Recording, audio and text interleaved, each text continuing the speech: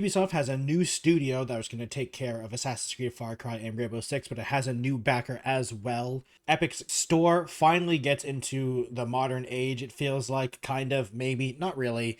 It's taking good steps, at least, and cheaters have already appeared in the Call of Duty Black Ops 7 beta hours after it goes live. That is what we're going to be talking about today. My name is the Technojelly. Please like and subscribe if you haven't already. I really appreciate it if you do.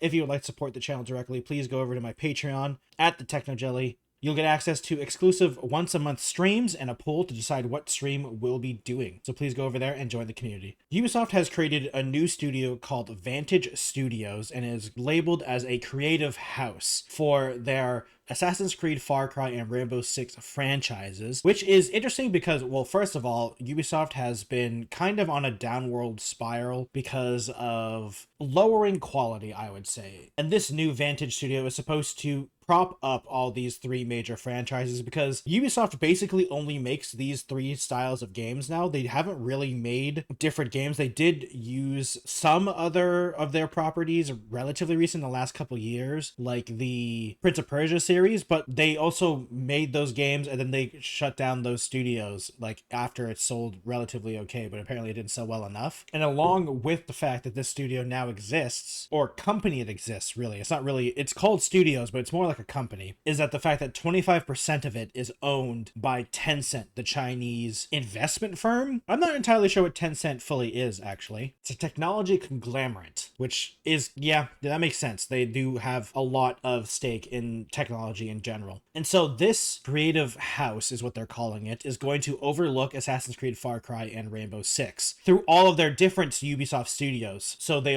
list the Montreal, Quebec City, the Sherbrooke, Songwe, Barcelona, and Sofia studios. That is going to be transformation into Vantage Studios, which is interesting because, first of all those places are relatively far away from each other. So I wonder if they're going to be moving these developers into a new studio, or if they're just going to keep doing it separately in their different studios, but they're all going to be under one umbrella now instead of the different names. And I'm also curious how it's going to work, because now if they're under the same names, that means they have to utilize each other, or like they have to communicate with each other better. And it's going to be interesting to see how many changes actually happens, because Ubisoft has not been doing very well. The latest Assassin's Creed game did all right, but it did not do well in terms of sales. It feels like people are kind of over Assassin's Creed, whether it be the old school version of Assassin's Creed or the RPG style of Assassin's Creed. Both styles of game, people are kind of not really interested that much into it as they used to be, because Ubisoft has had this problem of where they've just basically made the same game for the past 10 years, especially with not Assassin's Creed, especially with Far Cry, because since Far Cry 3, that game has not changed. And Far Cry 4, 5, and 6 have basically been Far Cry 3, but just only slightly different, with like some iterative changes. And don't get me wrong, iterative changes are good and iterative design is good, but doing that for 10 years in the same game and the problem is the iterative changes isn't enough. Like, there wasn't a new thing. So it kind of felt really stale for Far Cry. Assassin's Creed at least had that revamp when they turned it into an RPG with stats and stuff like that. But then you got the bloat of those Assassin's Creed games, which a lot of people say Valhalla was like the poster child of RPG bloat, of where the game was like 200 hours too long. And the one positive side is Rainbow Six Siege, from the outside looking in, seems to be going along fine. Like, I'm sure the community of Rainbow Six, I've seen people talk about balance and all that type of stuff, but overall, the game is doing fine. And I'm curious to see what Tencent's actual power is in this 25% share of this company, because the Guillemot family is still in charge. So it's going to be interesting to see how much Tencent can actually do, or if it's mostly just a monetary thing, because Ubisoft has been really desperate for cash the last 5 years, it feels like, because their games have not been selling well. Because the head of Vantage Studios is Charlie Guillemot, which is the son of Uvis Guillemot, which is the father and the main CEO of Ubisoft. So they're still in charge from what I can tell. And it's going to be interesting to see what this company actually can do, or if it's just going to be more of the same. It's going to be really sad sad if this is just like a tax thing, or if this is just like a weird deal because of finance reasons or something like that. Like it's the business side and not actually the gaming side. The one interesting thing that I personally am curious about is if the Ubisoft logo is still going to be used, or if it's going to be the logo used. Because for some people, the Ubisoft logo is not a good thing anymore. The Ubisoft logo is a bad thing. So when they see made by Ubisoft, that's a bad thing and they just don't even look at it. So if it's now made by Vantage Studios, maybe they will look at it, or like maybe they'll use the Vantage Studios as the primary and Ubisoft stuff is going to be tucked away. Like it's obviously still going to be there because they still own the property. They still own the IP and copyright and stuff like that. But the front and center is going to be Vantage Studios, and in the dark corner is going to be the Ubisoft stuff. And the fact that it is also not all of Ubisoft's IPs. It's only the big three: Far Cry, Assassin's Creed, and Rainbow Six. Like there's still a lot of Ubisoft owned IPs that they could still utilize that isn't going to be under the Vantage Studios brand. So I wonder if this is them just declaring that they're not using these properties anymore, which wouldn't surprise me because it seems like big AAA companies only utilize like 2 of their hundreds of IPs, it feels like, which doesn't make sense to me because I feel like a ton of smaller games would be much more profitable than one big game. Because one big game, sure, can make you tons of money, but if that game fails, you've just lost so much money. But if you make multiple small games, I feel like you have a better chance of making money. But I guess the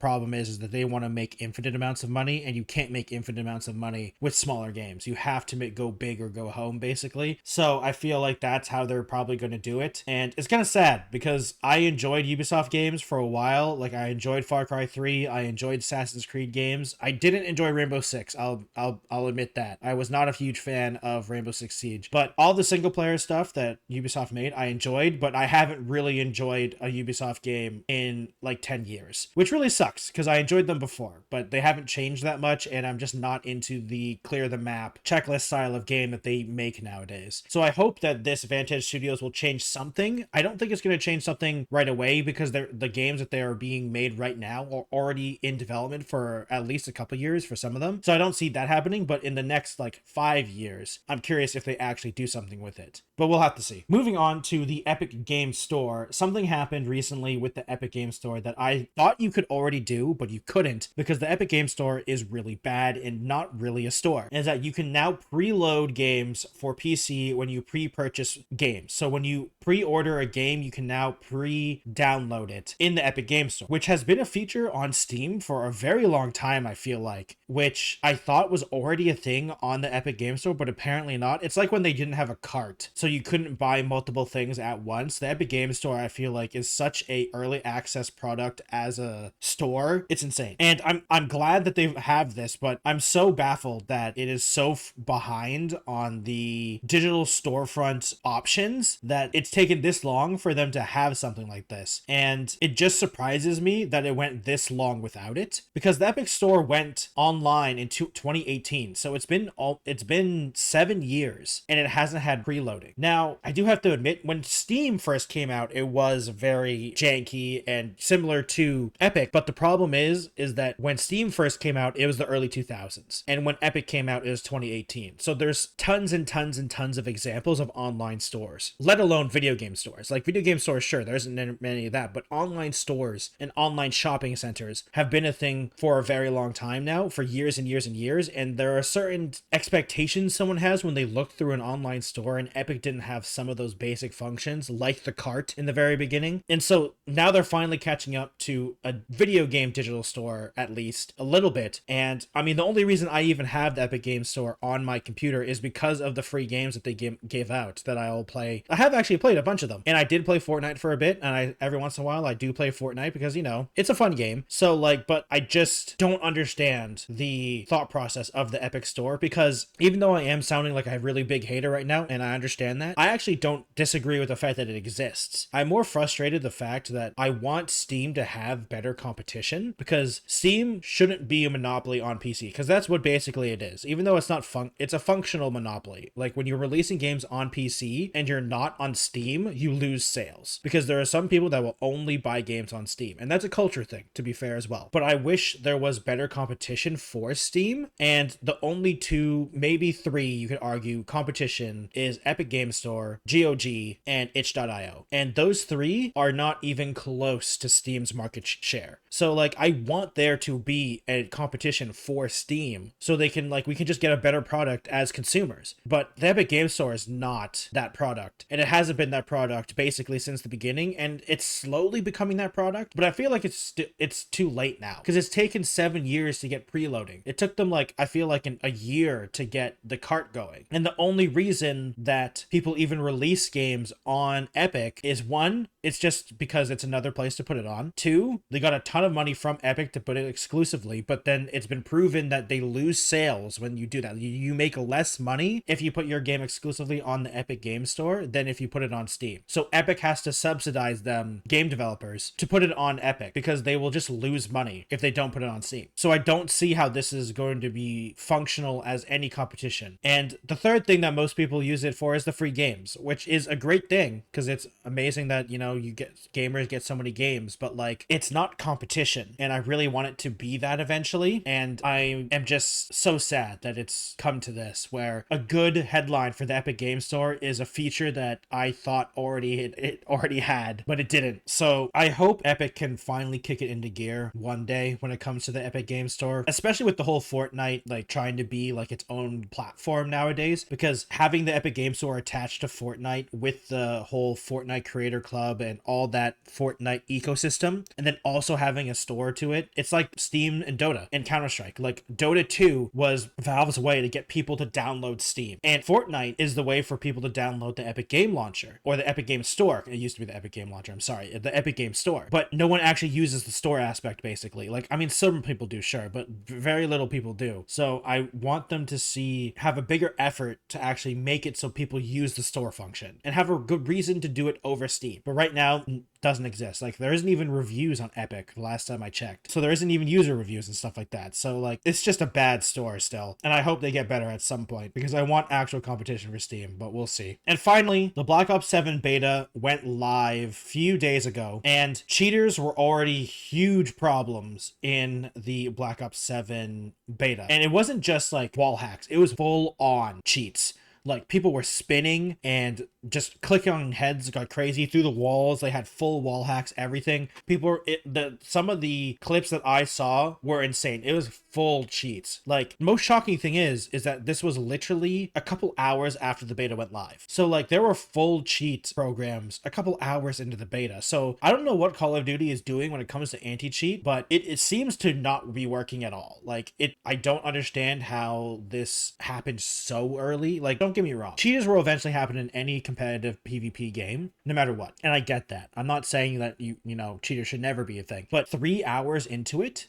a beta, I feel like there's some problems here. Like, is the Call of Duty anti-cheat so bad that they could just work over the same cheats and it works? Like, it feels like that might be the case because it just seems like it's all the staples, like aimbots, wall hacks, all that stuff works. And it's kind of crazy that it seems like the anti-cheat did nothing. And I'm just shocked that it happened so early, and overall it has definitely put a little damper on the hype for Black Ops 7 for other people. I'm not really hyped for Call of Duty. I haven't been hyped for Call of Duty for a long time, but for other people that were really into Call of Duty multiplayer, it's like, oh, so this game's gonna be unplayable again, which really sucks for that crowd because, you know, the COD players, I feel bad for them. I feel like they've been kind of screwed over for the past like 5 years or so, and they've kind of just been abandoned for Warzone for the multiplayer PvP COD players, and because Activision really only cares about Warzone and the whole celebrity skins in Warzone and COD, and it's just, it sucks for them because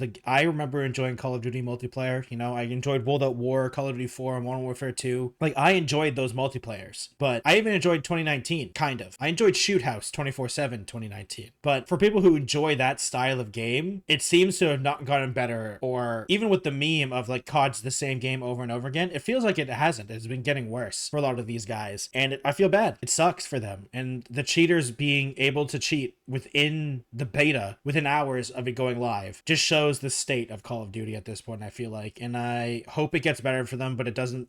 The future doesn't seem bright, and I feel sorry for them. Thank you everyone for watching today's video. I really appreciate it. Please subscribe to the channel if you haven't already. Like the video if you like it, dislike it if you dislike it. I completely understand. If you would like to join all of these nice people going across the screen right now, go over to patreon.com/assassinscreed to TechnoJelly and join the community there. Streams and a poll that you can vote on what game I will be playing in that stream to hang out and chat with me exclusively on Patreon. If you'd like to follow me on other platforms, I have a Twitch, Twitter, Instagram, TikTok, Blue Sky, and Threads. Thank you everyone for watching, and I'll see you next time. Goodbye, everyone.